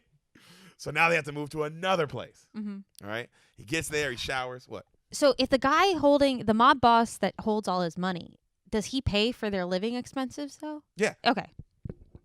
But I mean, what are those? Sam, he says he does it for $5,000 a head. Yeah, he's been doing it since he was 19. That's true. That adds up. Yeah, that does add up. That adds up. Even if you're doing one a month. Mm-hmm. And you're not spending any of the only thing you spend your money on is milk. Also, it's not taxed. Not taxed. So you're paying for your little apartment, just your 1-bedroom apartment, and milk. That's it. And you feed yourself. Yeah, it doesn't sound so bad. Okay. So he showers, he cleans, he has a bullet wound, he cleans it up. He comes out and he goes, Matilda, what are you doing? And she pulls out that money that she's got from her dad, that she just went and got. And she hands him $20,000. And she said, you said $5,000 a head. Like, kill those fucking guys who killed my brother. Yeah. And she goes, I know his name. His name's Stan this. He works here. This is his office number. Uh-huh. I got all this information. And she goes, go kill him. And he goes, no. And then she goes, why? He goes, it's too heavy. Because it's like, those are cops. I can't. Yeah. That's way too much. Like, you don't know how this game works. It's one thing to kill mobsters and stuff. And but strangers, drug dealers, but yeah, we're talking about DEA agent. Yeah, they're going to come looking for those guys. It's not even a regular cop. This is like a high up. Mm-hmm. And then she goes, why are you so mean to me? You kill people you don't even care about, but they're not the bastards who killed my family? He goes, Matilda, that's revenge. Revenge is bad. Mm-hmm. It's better to forget. Forget? I'm not forget who killed my brother. I'm going to kill those bitches. I'm going to pull their fucking heads off. He goes, Matilda, when you kill someone, it's over. For the rest of your life, you're never the same. For the rest of your life, you sleep with one eye open. That's what happens when you kill somebody, which is why he sleeps like that. Mm-hmm. You know what I'm saying? And she goes, forget sleep. I want love or death, Leon. That's all I want. Who is this 12-year-old girl, right? Well, I mean, it makes sense. When you're that age, you're just rushing full of hormones. You know, you want to express yourself. You want to prove that you're a woman. There's lots of things that are happening. You want to get here. these motherfuckers who killed your family? Yeah, there's lots of things. A lot of it's like already the regular 12-year-old emotions, and then throw that on it. Oh yeah, for sure. So Leon goes, I'm tired of your games, Matilda. And then she goes, I got a game. And she loads up the gun halfway, one of those like six round, like a kind of gun you play Russian roulette with. Yeah. And she spins it, puts it in. And then he goes, Matilda, don't do it. And she goes, well, it's up to you. If I end up with a bullet in my head, what do I mean to you? And then he goes, nothing. And she starts crying. She goes, if you have any love for me in your heart, you'll regret in a few minutes that you did nothing while I did this. I love you, Leon. And she goes to kill herself. Wow. And then she's about to pull the trigger, and then he grabs the gun and like pushes it out, and then pow, it just shoots off. Like she was about to kill herself. Yeah. And then she's crying. She wipes her tears away. He's looking at her all pissed, and then she goes, I win. Like, you love me. This little girl's the shit, bro. She's super smart. How foreign is this movie? Yeah, that is really just foreign. Like really like this intense. Is definitely French, not Italian. This feels it's a French. French. So Leon the next day takes her to actually meet the mob boss, Tony. And she charms him, and he likes her. The mob boss likes Natalie Portman, like Matilda. Cool. You know what I mean? Like, he's like, she's cool. Like, you know what I mean? You can tell, like, oh, this girl's, she's all right. Well, she's like a 30-year-old in a 12-year-old's body. Yeah, and you hear a story, you're like, oh, she ain't that bad. I get, like, or you come from that world, you're like, I get this girl. Yeah. I get this girl. So Leon now takes her on a hit with him. Mm-hmm. Like one of his actual hits. And he goes, when I ring, because they're at the door, he goes, I ring, you talk. And she goes, what do you want me to say? Anything. Just get him to open the door. So, and she's like, and he's got like some, when people open the door, there's a little chain, right? Yeah. So he has bolt cutters right where the chain would be. Like, so that, right when she, like whoever opens his door, bam, he can cut, and now he's in. Yeah. You know? So she's like, excuse me, sir, I need you to open up. I'm sorry, it's darker here. I'm looking for a certain. And the guy's like, hold on. And he opens it, and then Leon, bam, cuts it, busts in, fucking hits the guy, right? And then like puts a gun to his head, checks the apartment. And then Matilda has a little briefcase in her thing. Okay? Yeah. And so he checks the house. There's nobody here. He goes, okay, Matilda. And he goes, you, stand right there. And the guy goes and stands on the wall. And he's like, man, look, I'm sorry, man. I just tell the guy I'll get the money. We'll tell Tony. I'm sorry, man. You don't have to do this, right? And then he goes, he's like, what the fuck? She opens her briefcase. It's a gun in her briefcase. Ha. She love it. Assembles it, puts it together, puts the silencer on that motherfucker. Yeah. He's like, what the fuck is going on, man? What is going on? And then she goes, pow! She shoots him, and it's paint. He's like, what the fuck is this? What are y'all doing? Because obviously he's like, what is this? And she goes, always do the double. And then she shoots him again, right? And hits him in the stomach. And she goes, no, when you do the funnest one, like one in the chest, one in the stomach, like double tap. This is like a training process. Yeah, right? And the guy's like, man, what the fuck is going on? And then he goes, good job. Next time you'll be better. And then Leon takes his gun out, bam, kills the guy for real. Just kills him without even. No thought. No thought. Like, thank you for being a part of this lesson. Yep. And then he's about to leave, and then she goes, and she starts taking like chemical that's on the table with all the drugs that are on the table, and she pours it all over all the drugs. And he goes, what are you doing? She said, and then Matilda goes, you said no women, no kids. Who do you think gets this stuff? Dogs? And he goes, like, you see it, like, he never even put that together. And then she sets all the drugs on fire. And he kind of smiles like, damn, man, she's smarter than, like, I would have never even, like, I'm not thinking that far, you know? So afterwards, they go to a fancy restaurant and they celebrate, right? He takes her to a fancy place. And they're drinking. He's letting her drink champagne. And she looks at him. She goes, Leon, to celebrate, how about a kiss? And he goes, no. And she goes, I'm going to kiss you, Leon. And he goes, no. She goes, come on, just a kiss, please, please. And she starts coming over the table to him. And he's like, stop. Everyone is watching. Stop. She goes, okay. And she sits back down. This little 12-year-old is a motherfucker. Whoa. Bro. Also, how do you say no to Natalie Portman? I don't care if she's 12.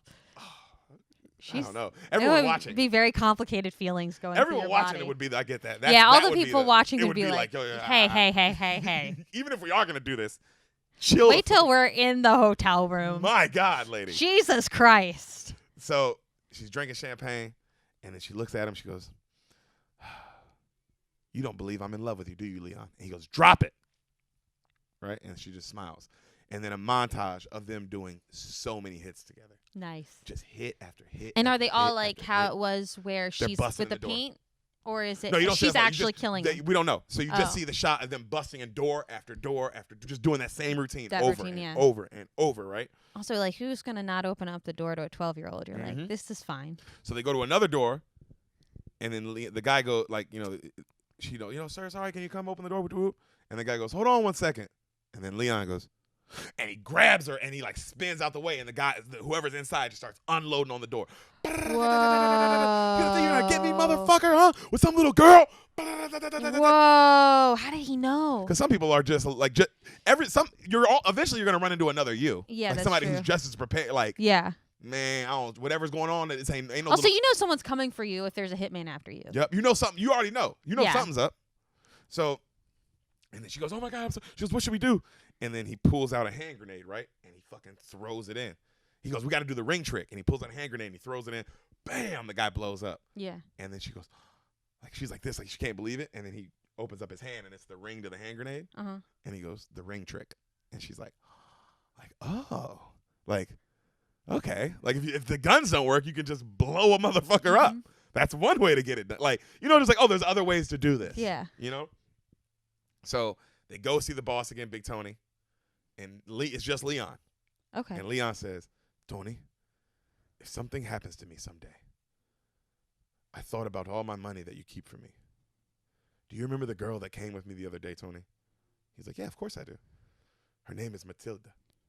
If anything happens to me, I'd like to give her all my money, Tony."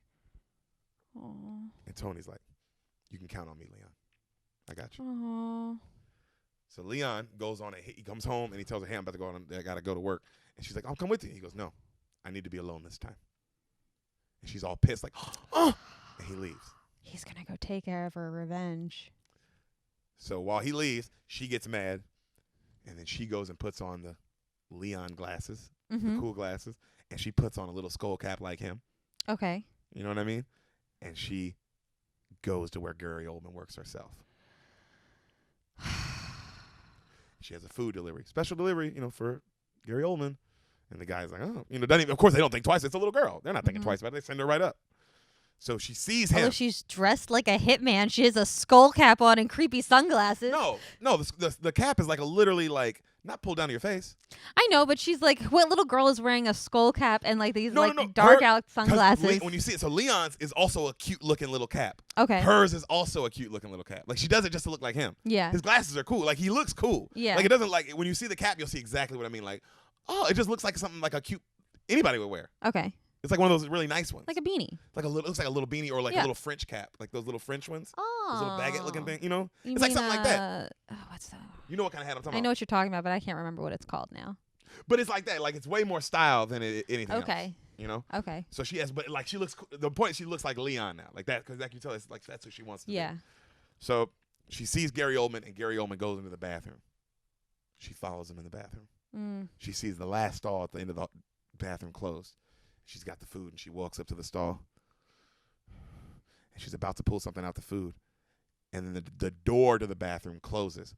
Boom! Gary Oldman's behind the door, and he's just looking at her. He was hiding behind the door. So who went into the other stall? So he goes in the bathroom. He opened up all the stalls. Oh. And then he knew this little girl was following him. Wow. Okay. You see what I'm saying? Yeah. He's a bad motherfucker, too. Woo! Okay, all right. I'm nervous. So now she is, too. She's I'm like, so scared. Because she wasn't expecting that. She's like, and he goes, special delivery for me, huh? And he takes out his little tin can and takes one of his pills. And then you see that glaze come over his eyes. What? Are these like Quaaludes or something? Pretty much. Like they're called like, I think, hydroquala something cuisine. Okay. Some kind of crazy chemical. You know what I mean? Something that you're definitely not supposed to be taking. Okay. And then he goes, "What's your name, Angel?" And she's like, "Matilda." He goes, "Well, Matilda, put that sack on the floor." She drops the food. He pulls out his gun, points it at her. "Now tell me everything about Italian food." and tell me everything about the chef that sent you, like, that told you to give this to me. Mm-hmm. And she goes, no one sent me. I wanted this myself. He goes, oh, something personal, huh? She's like, yeah. He goes, well, what shit did I do now? Tell me, Matilda, what did I do this time? And she goes, you killed my brother. He goes, oh, I'm sorry. And then he leans right in her face. And he goes, and you want to join him, huh? She's crying. No. Do you like life, sweetheart? Yes. That's good. Because I'm taking no pleasure in taking the life of someone who doesn't. What a creepo. Scary, huh? That's so scary. He puts the gun to her neck, and right when he puts the gun to her neck, one of his henchmen come in. Mm-hmm. Right? And one of the henchmen is like, and he turns around, he's like, can't you see I'm busy? And the henchman's like, oh, what the fuck did I just walk in on? Yeah. And he goes, I have to tell you, boss, our boy is dead. Remember the number 2 in the beginning of the movie who was like, hey, if you know. Oh, the one that was when he was on his headphones. Yes. So that number 2. Mm-hmm. He goes, he's dead. And he goes, what? How? And then he tells him, like, he was out with the China, like with the doing deals with the China people that we work with. Yeah. Right? Uh-huh. And while he was there, the Chinamen say some guy came in, and it wasn't theirs because he killed some of theirs too. And he busts in, this Italian-looking dude. Uh-huh. And he fucking killed him. And right before he did, he said, no women, no children. So Gary Oldman's thinking he's putting this together. And then the guy goes, I think this was personal. The other guy tells him, he's like, boss, I think it was a personal hit. Wow. And then he points the gun at Matilda again, and he's about to kill her. And then he stops. Take her to my office. And he walks out. So the dreaded guy grabs her. He takes her upstairs. Oh, no. Leon comes back to the hotel. Oh, no. There's a note for him. Hi, Leon. I went to go kill the cops myself. I'm sorry, but I had to do it. If something goes wrong, I left 20 grand here on the table. 5 grand ahead. I love you, Matilda. So he sees this. Beelines right out of it. He's like, dude, I was already taking care of business. God damn it. I'm a fucking professional. Right. Do you not know what the movie's called?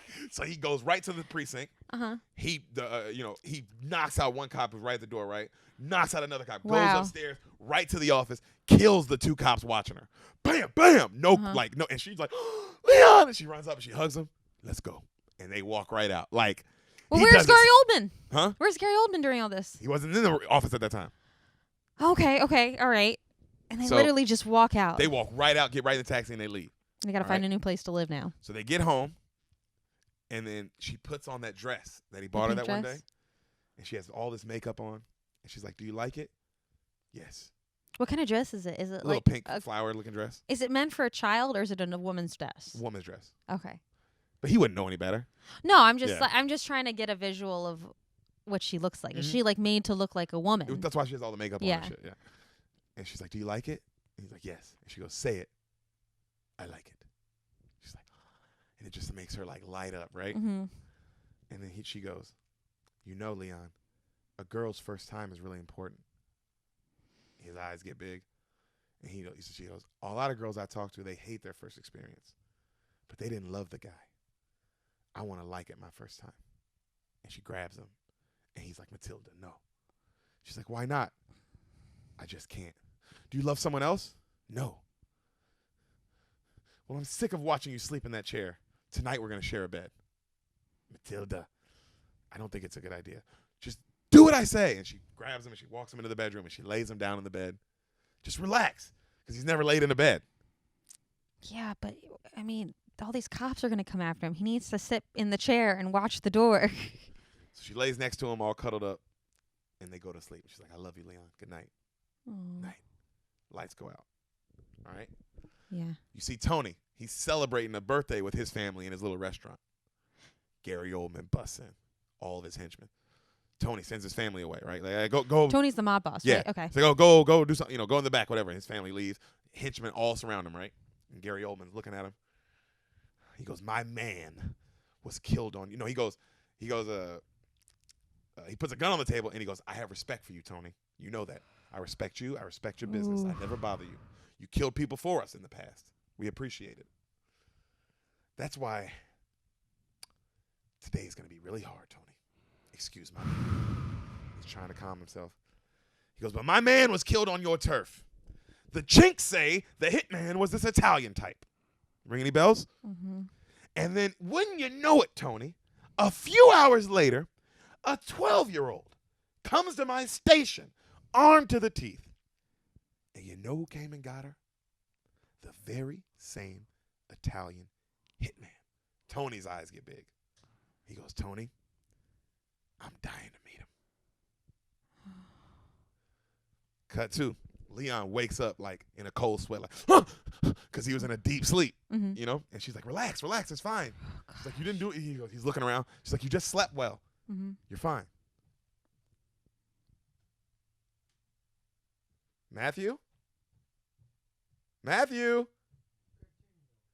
you want to come say hi? Continue.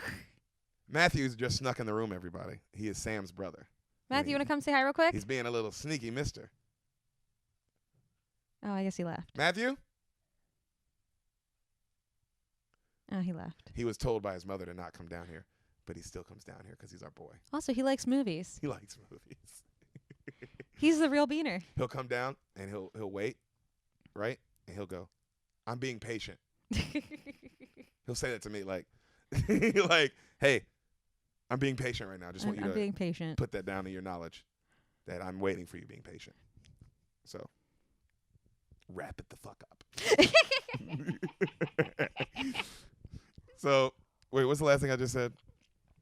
Oh, he goes, I'm dying to meet him. He's dying to meet. And Leon wakes up scared. Leon wakes up scared. And she's like, you're just sleeping. You slept well. Relax. And she goes, I'm going to go get some milk for breakfast. Oh, no, don't leave. Which also, when she says that, like the director, it's one of those things, like she has on underwear, and it's just like a weird, like he stays on her butt. Yeah. You know what I'm saying? Where it's like, yo, what is up with this fucking guy? If I'm Natalie Portman's mom, aren't you like, hey, I get the movie and I want her to do real roles and stuff, but like, what is this? I know. We saw the, what was it, that Business Kids the documentary? Yeah. Showbiz Kids. Showbiz Kids. And it's like some of these parents, they really wanted to be actors. It's just you. You just wanted the fame. You wanted the money. You want the fame. You want the accolades and all that shit. And you have no fucks. You care no fucks about what happens to your kid. Yeah. Because even though you're like, oh, well, I was there on set every day. Nothing happened to my kid. Other than the director zooming in on her fucking hard nipples every day. And it's just, you think about how this child's going to, like, the kid's going to go see the movie. It's not like they're filming all this and the kid doesn't see it. Yeah, I want to see this. She wants to see what she made. And you're going to be like, wow, this is how I'm pictured. This is how I'm looked at. Which is awesome. This is the male gaze on myself. I will say this. I'm sure you watch, from her point of view, you're probably like, wow, because I mean, she looks like a badass the whole movie. She does look really cool. She looks really cool the whole movie. But that doesn't mean it doesn't warp your. Yeah, it doesn't warp how you feel, of course. Yeah. But as the parent, you should know better. You should protect your child from, especially at that age. I'm not saying don't do this role. I'm just saying like, hey, do we have to zoom in? I'm not telling you how to direct, but like. There's no way they can say that to the director. I don't want my daughter's nipples in this, bro. There was definitely up front. They were like, hey, this is what this is about. Are you okay with that? Her mom was like, yes. Mm-hmm. Also, you read the script, you're like, hell yeah, it's a good-ass movie. Yeah. You know? So, she goes shopping for milk. Mm-hmm. When she comes back, Gary Oldman's, like, waiting, like in one of the wings, and he watches her. And then he follows her. And then as he follows her up the stairs, a bunch of SWAT team dudes grab her. Like this. Right? And they're like, shut the fuck up. And it's like 15 of these niggas. Uh-huh. Right? They got all the SWAT gear on. Yeah. And they go, not a sound. You nod yes or no. Is he alone? She nods. Does he expect you? Mm-hmm. Do you have a secret code of knocking? And she goes, mm-hmm. What is it? She goes, dun, dun, dun. Dun, dun, dun. Dun. You're like, okay. Right? So you see Gary Oldman downstairs with even more SWAT guys coming up the stairs. It's like 15 more SWAT guys coming up the stairs, right? So one of the SWAT team, they go around the door and they do the knock. Doom, doom, doom, doom, doom, doom, doom. Door's unlocked. A guy goes in. He looks. He waves 4 more guys in. They all go in. This is just you see the door and you see 4 of them going in, right? Uh-huh. And then you don't see, because the shot stays the same. You see a hand come down from the ceiling and just close the door. And how is he in the ceiling? And then you hear pop, pop, pop, pop, pop, pop, right? Yeah. And then the door opens back up, and they're all dead. And now the other SWAT guys are like, what the fuck? You know what I mean? Right? And so, but we never knew that they had a code, so that must be this is something's wrong code. She's smart, dude. Or even if you don't have a code at all, why would you ever knock like this? Yeah, you do a very specific knock, and it's like, oh, well, now he'll know that. He's smart enough to know that, like, okay, there's something Also, she would have walked back in. She would have just walked back. So he already knows what's up. Yeah. But that's just buying him time. The 3 little, like, dun, dun, dun, wait. You're giving him time to, like, figure something out. Yeah. You know? So, Gary Oldman, like, a guy radios down and goes, he just killed 4 of our men. The men are dead. And then Gary Oldman goes, shit. He looks at another guy. He goes, bring me everyone. And the other cop goes, like on his radio, goes, what do you mean? And he goes, everyone! And the guy's like, oh, calling everybody. And you just see millions of cop cars, millions of SWAT, snipers on the route. Like, you know what I mean? Whoa. Like, we are killing this guy today. Oh, he's Gary Oldman, too. He's head of the one of the top and DA also, guys. if he just killed 4 SWAT men like that, you're thinking, what is he going to do to me? They were coming for me. Yep. We're not letting this guy leave. Also, this guy's clearly a dangerous dude. Like, yeah.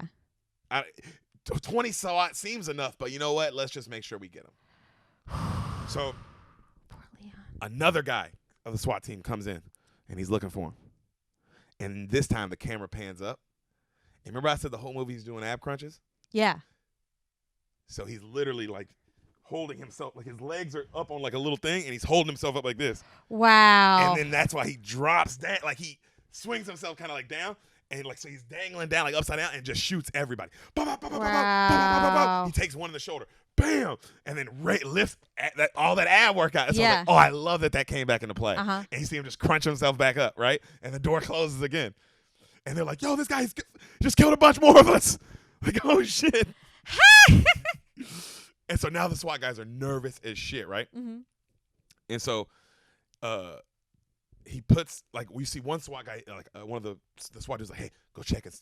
Like, go look around and see if he's still there. So the guy, he looks around the corner, and right when he looks around the corner, there's a gun right on his head. Like, Leon's standing right there. Yeah. You know? And he goes, don't move. And the other guy goes, what do you see? He goes, I'm looking right at him. He's literally right in front of me with a gun in my head. And the other SWAT guy's back up like, oh, shit. And then you hear, I want Matilda. Let her go. Let her go. And the guy goes, let her go. Let her go. And they let her go, and she runs over, and she hugs Leon. And he looks at the SWAT guy. He goes, you come with us. And he grabs him, and he's got the gun to his head like this. Mm-hmm. And he backs him up. And then he looks up, and he sees a sprinkler system. And he shoots it. Pow, pow. You know, all the sprinklers are coming out now.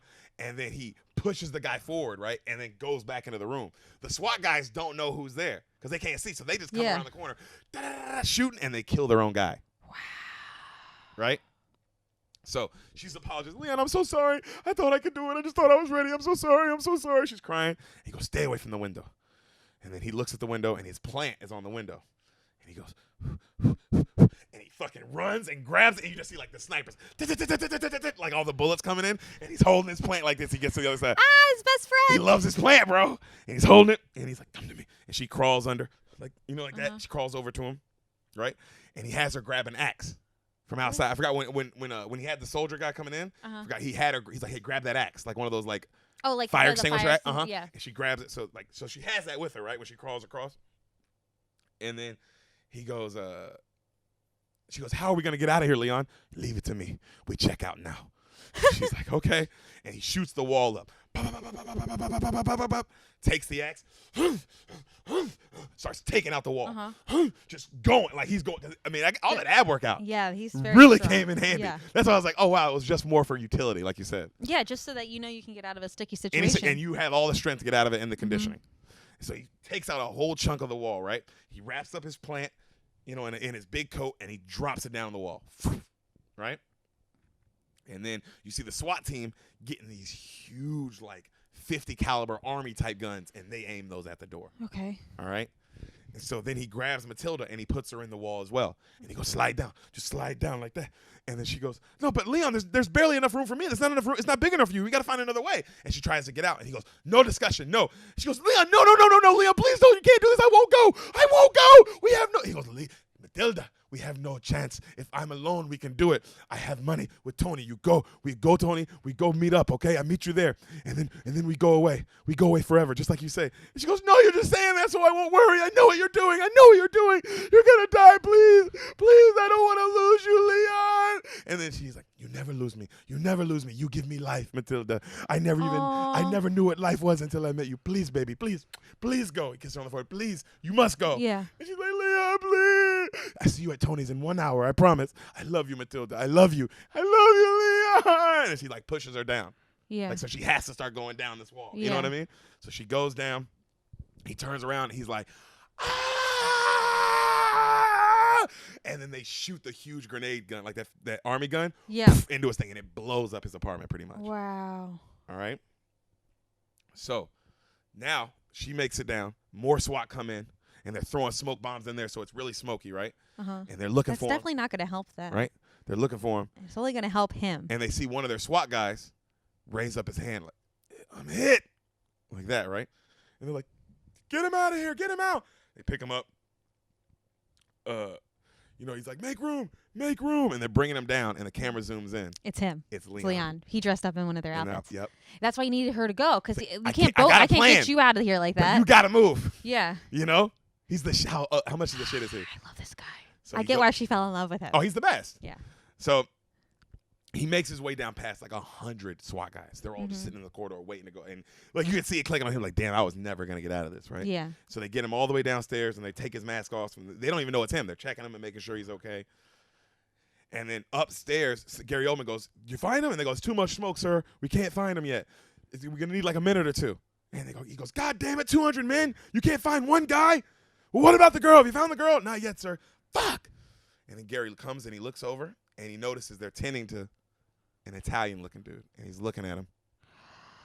And he goes, he goes, everybody out. And he makes like the guys behind him go a different way. And he kind of backs up and hides, right? Like tucks himself away.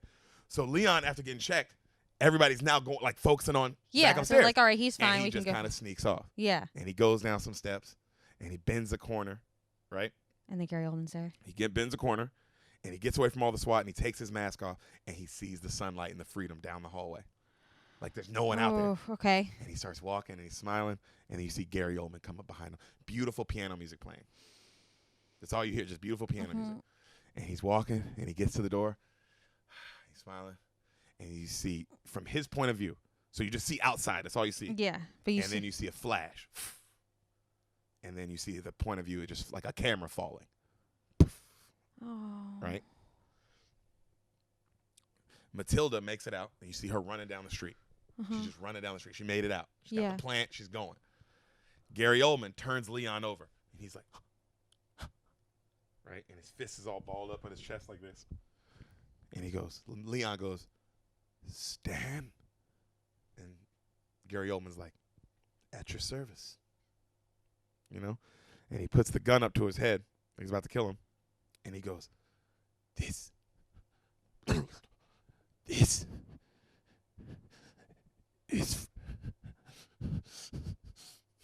from Matilda. And he puts something in his hand. And Gary Oldman opens his hand, and it's a ring to a hand grenade. And Gary Oldman's like, and then he opens up his chest, and it's like 10 hand grenades on his motherfucking chest. And Leon dies, and Gary Oldman goes, shit. Boom! Wow. Everything blows up. Whoa. Is Leon not that dude? Whoa. Okay. Did this take out the whole building? Like that whole that hallway, whole area. the whole empty hallway. Okay. Yeah. Oh, yeah. Gosh. Oh. He got him, though. I'm really sad. Yeah. I loved him. You love Lee. When you watch the movie, you really love him because the acting is just... I mean, it's like about Mad Max, and I said this about lots of leads in a movie. The less the lead talks, the cooler he is. I think also as an actor, the more you can do without dialogue is so impressive. It's like, this guy can act. Or this girl, like, they can. This is real. This is real acting. Yeah, because it's like it's all the body work and how you hold yourself in the face and the choices you make physically. And straight up your energy. Yes. The energy you're actually bringing. Energy you're bringing. Mm-hmm. It's more than words, you know? Yeah. So, blows up. What? I was gonna say that's why the scariest bad guys always don't say a lot. Scariest bad guys don't talk at all. Yeah. I mean, the best characters don't talk. The best characters don't talk. Like, that's the best characters. So, you see everything blows up, fades out to black. We see Matilda drinking milk at Tony's. Tony's all beat to shit. Oh, poor Tony. Because there's like showing that, like, he didn't just give him up. Yeah. Easy. Like, he's beat to shit. Well, this is probably his number one hit, man. So he's been taking care of him since he was 19. So you feel a little bit of, you owe found something to him. He's a little responsible for him. There's some, like, familial bond. Something. Even if you are kind of fucking him out of his money, which you are. Well, also, if they're both Italian, maybe there's some sort of, like, oh, you're from the homeland. 100%. I'm Italian. From the homeland. Yeah. It's like guys who shook Sinatra's hand kind of thing. Exactly. It's like there's supposed to be a code of ethic here. Okay. Like, we were both gangsters from the same place. Mm-hmm. All right. So he goes and she sees Tony, and he goes, Tony's like, I put aside some cash for you. Leon did. And I'm suggesting, since you're young, that I'll hold the money for you. Mm-hmm. Old Tony's like a bank, except I'm better than banks. Banks get knocked off, and nobody's knocking off old Tony, right? The little girl's like, he goes, you come here every once in a while, and I'll give you some, okay? And she goes, can I just get a job instead? And he goes, what can you do? I can clean. I have no work for a 12-year-old. Do you understand? I have no work for a 12-year-old. It's over. You're not a cleaner. The Leon shit is over. He's dead. And then she goes, just loses it. Everything that she's been holding in, just, like, you understand me? You think I ain't hurting too, kid? But it's dead. It's done. You forget this craziness. You go back to school. You take the money. You get out of here. I don't want to see you till next month. Go. Because you can see he's like, I can't deal with this either. Yeah. So I'm not playing this with you. Yeah. I can't even have you around like that. I can't. I don't even. I don't even know how to feel about this whole situation. I barely know you. I barely know you, and I also just lost this guy as well. Mm-hmm. I don't want to talk about this either right now. Gosh. And I feel also a little bit of guilt because I gave him up. Yeah. Yeah, they tortured me, but I still gave him up. Mm-hmm. I did that. So she goes back to school. The school that she dropped out of, right? Remember that one? Where she said she was dead. Mm-hmm. Uh-huh. She goes back. And she's talking to the head lady. And she says her parents died in a car wreck 4 weeks ago. And, she's dealt with it. It's been horrible, but she's back now. She wants to go to school. And the lady goes, I will help you, Matilda. I will. That's my job. But one condition. You can't lie to me. You got to stop lying to me, Matilda. Take a chance. Trust me. What happened to you? Matilda goes, okay. My family got shot down by DEA officers. They were involved in the drug game. I left with the greatest hitman on earth and the greatest guy on earth. He was the best in town, Leon. He died this morning. So either you help me or I'll be dead tonight too. And the lady's like, a little too much truth. You know what I mean? Like, ooh. Wasn't expecting that much honesty, honestly. Yeah, a little more information than you might have expected. Jesus Christ. So she gets accepted into school. She goes outside. They have like a little plant, like a garden area. She plants Leon's plant in the ground. I think we'll be okay here, Leon. Leon the professional.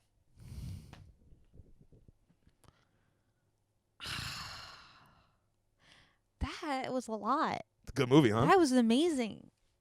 I'm so sad that he died. I know. It's one of those movies like Boys in the Hood. Compared to that, like, you always, because I watch this movie all the time, and every time I watch Boys in the Hood, just like everybody, you just know Ricky's gonna get away. Mm-hmm. This time, yeah, Ricky's gonna get away, and then he gets fucking shot every time. Ricky! Oh, Leon. I guess I knew he was gonna die because it's French or foreign or whatever. They always kill off the best people. Well, that's because they know how to write a good movie. Yeah, they know what they're doing. I mean, you don't put all this pedophilia shit in it without it being like, you know what you're doing. We're going to kill someone. You know, like.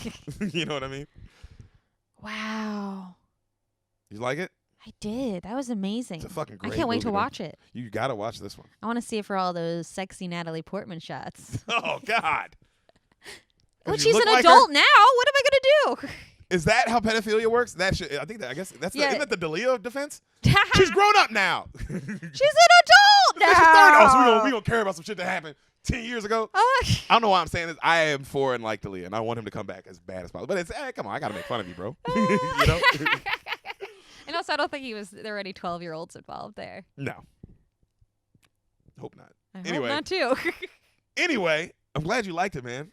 Gosh. It's really one of my favorite movies of all time. Beaners, I hope you enjoyed it as well, because that was a fun one to tell. That was a whirlwind. I'm so glad Gary Oldman dies in the end. It was a beautiful way His death is cool too. I love how he handles it. Just shit. It's a very poetic way to you kill off your lead and the bad guy at the same time. Yeah. Same time. Pretty good, huh? It's beautiful. Also, I love that the bad guy gets what he gets what's coming for him. No, he gets what's coming for him, and he gets him. Gary Oldman gets him. Mm-hmm. You know what I mean? It makes a movie good when the bad guy, damn, he got what he wanted to. Oh, he thought that okay. For a second, Gary Oldman's like, oh, I got him. Yeah. Nope. Why would you think you got this guy's a hitman? He's not going. Also, if I'm dying, I'm not. I'm taking freaking everyone with me. What are you talking about? I'm a hitman. Yeah. Yeah, cocky. I feel so sad that he's dead. It was really intense. Great movie, huh? Yeah, you really did a good job of portraying him. I meant to say you did a great job of doing Forrest last time as well. Jenny. But Jenny. This one, I was really, I really believed you too. I do know what love is. Greenbow, Alabama. The best line. Thank you, baby. That means a lot coming from you. Beaners, I hope you enjoyed it as well. Mexican fans, I hope you enjoyed it as well. Yes. And also to everyone listening, before we go really quick, if you listened last week to the Thanksgiving episode with Mitch Burrow, with old Mitch the bitch that we call him, and please make sure you message and call him that and say the Beans told me to call you Mitch the bitch. Send him a congratulations, because if you listen to last week's episode, I make fun of him the whole time about him getting a Fox show that I was like, oh, you're never gonna get it. He was waiting for a call. He fucking got it. He got it. He fucking got it. And give our boy some love. He say deserves Mitch the bitch. Congratulations on the show. I just watched the new episode of The Beans, and they say to send you some love. And now, Beaners, as you know me, I'll do everything in my power to ruin that show and make sure it never airs. Because that's how much I love Mitch. That's how much we love him. Also, congratulate him on his baby. Yep, congratulate him on his baby. And congratulate another friend of ours, Ron Taylor, who we'll have on again this podcast. He was on the What's Eating Gilbert Grape Up episode a few episodes back. But he also just got a network show. So our friends, even through COVID, man, are making it work. And I'm fucking proud of them. And I love them. And God damn it, I really want to get back to doing comedy. Dude, don't we all? Yeah, let's get that vaccine going. Well, let's get something going. Beaners, we're out.